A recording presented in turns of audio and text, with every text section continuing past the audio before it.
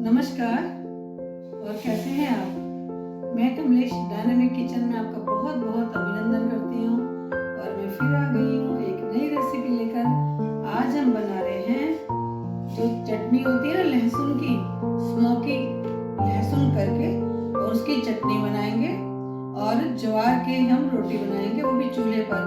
आपको पता है बहुत दिनों से मैं छत पर नहीं गई और बहुत बारिशें आई। बारिश आने से चूल्हा भी खराब हो गया, छत भी खराब हो गई।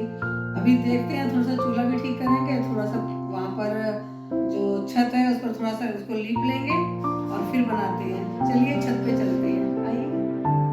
थोड़े दिन तक छत पर नहीं आए ना तो पूरी छत खराब हो गई। अब इसको ठीक करना भी जरूरी है ना, चूल्हा पोतना, छत साफ करना।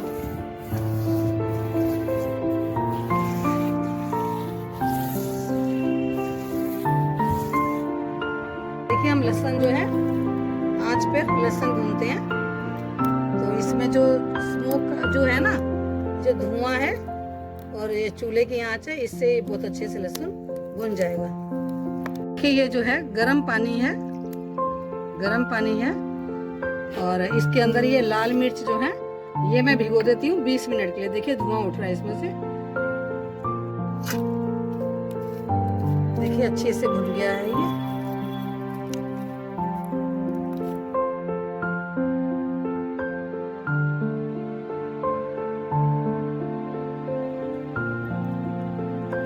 लहसुन सारा हमने छील लिया है और ये देखिए पैन में मैंने 2 चम्मच तेल डाल दिया है।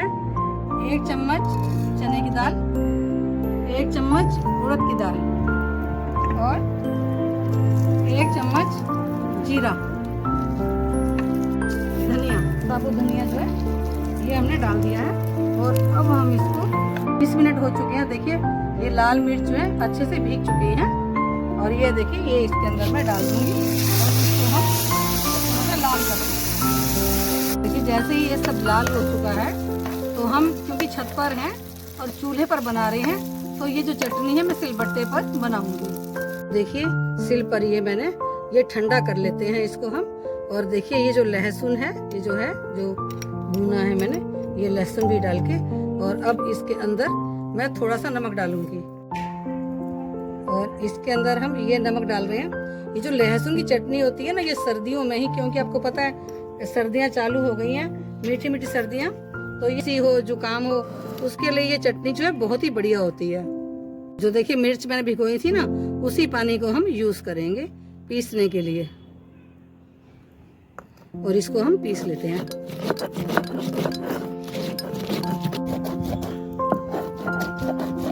बिल्कुल बारीक कर लेंगे इसको हम। बहुत ही खुशबू आ रही है। सिर्फ 1 चम्मच तेल डाला है मैंने, देखिए बिल्कुल नाम मात्र के लिए। और ये है कड़ी पत्ता,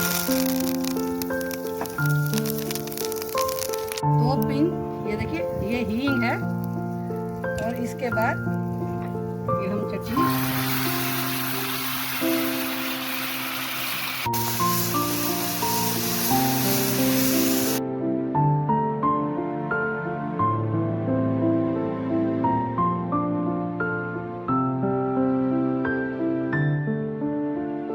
आंच जो है मध्यम है और चटनी पक चुकी है, तो इसके अंदर ये मैं देखिए 1 चम्मच सिरका डाल रही हूँ। खराब भी नहीं होती बहुत जल्दी से, और रोटी के साथ, चावल के साथ, दाल चावल के साथ बहुत ही टेस्टी लगती है। और अब हम बनाते हैं रोटियां। हो चुकी है बहुत ही चटकीली, बहुत ही रसीली चटनी। ज्वार का ये आटा है और इसमें मैं जरा सा, ये देखिए बिल्कुल थोड़ा सा नमक डाल रही हूँ मैं। आपकी इच्छा, नमक डालिए या ना डालिए। और ज्वार का आटा तो आपको पता ही है, आजकल तो बड़ा चलन है बाजरे के आटे का, ज्वार के आटे का, क्योंकि ये फैट को बिल्कुल कम करता है और खाने में भी बहुत टेस्टी होता है। ये तीनों वक्त इसको खाइए और गुणों से भरपूर होता है ये आटा भी ना।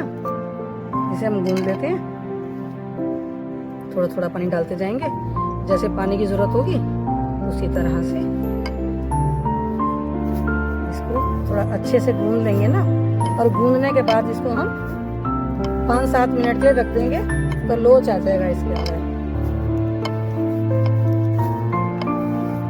हो चुका है और इसको अब मैं 10 मिनट के लिए रख देती हूँ ताकि थोड़ी सी लोच आ जाए इसकी। 10 मिनट हो चुके हैं और अब हम इसमें 2-3 बूंदे और लगा लेते हैं और फिर हम इसकी रोटी बनाते हैं।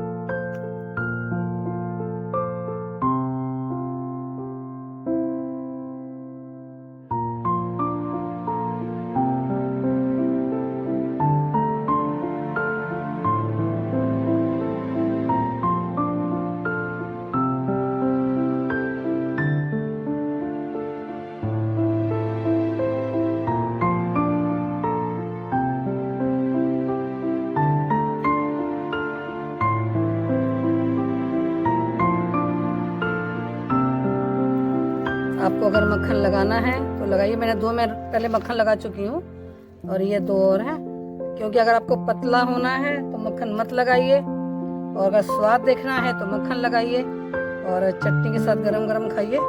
ये तैयार हो चुकी है ज्वार की रोटी, लहसुन की चटनी, जो कि सर्दियों की एक बेहतरीन चटनी है। और आपने देखा मैंने इसे कितनी अच्छी तरह से बनाया और बहुत ही टेस्टी है, तीखी, एकदम तीखी और टेस्टी। आपको कैसा लगा? तो देखा आपने रोटी और चटनी कितनी बढ़िया बनी और जो लहसुन है ना, भून देते हैं ना, उसकी खुशबू और उसकी जो क्वालिटी है वो कई गुना बढ़ जाती है। और आप भी ऐसी बनाइए, ऐसी खाइए। ज्वार की रोटी खाने में बहुत ही टेस्टी होती है और स्वास्थ्य के हिसाब से बहुत बढ़िया होती है। तो बहुत ही मतलब कि अगर जैसे लहसुन की जो आपने चूल्हे पर ना भून सके तो आप गैस के ऊपर भी आराम से भून सकते हैं। और इस तरह से एक बार चटनी बनाकर देखिए, बहुत ही तीखी, बहुत ही टेस्टी और इसका जो स्वाद है ना, काफी देर तक मुंह में रहता है चटनी का। तो चलिए, अगर आपको मेरे बनाने का ये तरीका अच्छा लगा हो तो प्लीज मेरे चैनल को लाइक कीजिए, शेयर कीजिए और सब्सक्राइब कीजिए। और फिर मिलते हैं, तब तक के लिए बाय बाय।